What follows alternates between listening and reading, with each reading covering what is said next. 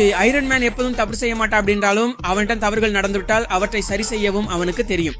இதோ iron man செய்த 3 தவறுகள், அவற்றை சரி செய்த பிறகு அவன் முன்பை விட மிகவும் வலிமையானவனாக ஆனான். 3வது தவறு ஐரன் மேன் 2 படத்திலிருந்து வருகிறது.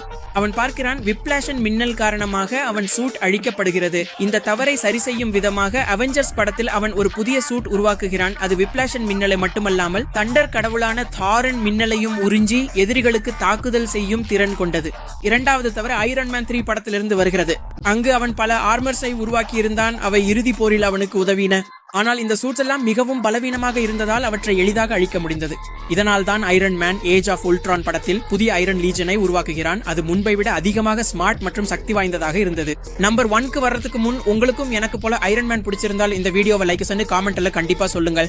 மிஸ்டேக் நம்பர் 1, அவன் உருவாக்கிய சூட்ஸ் ஸ்பேஸ்ல பயணம் செய்ய தகுதியற்றவை என்று அவனுக்கு தெரிந்த போது, அப்போது டோனி ஸ்பேஸ்ல அல்லது வேறு கிரகத்தில் கூட சென்று ஐரன் மேனுக்கு ஒரு டைட்டனை கூட எதிர்க்கும் சக்தி தரும் அளவுக்கு ஒரு அற்புதமான சூட்டை உருவாக்கினான்.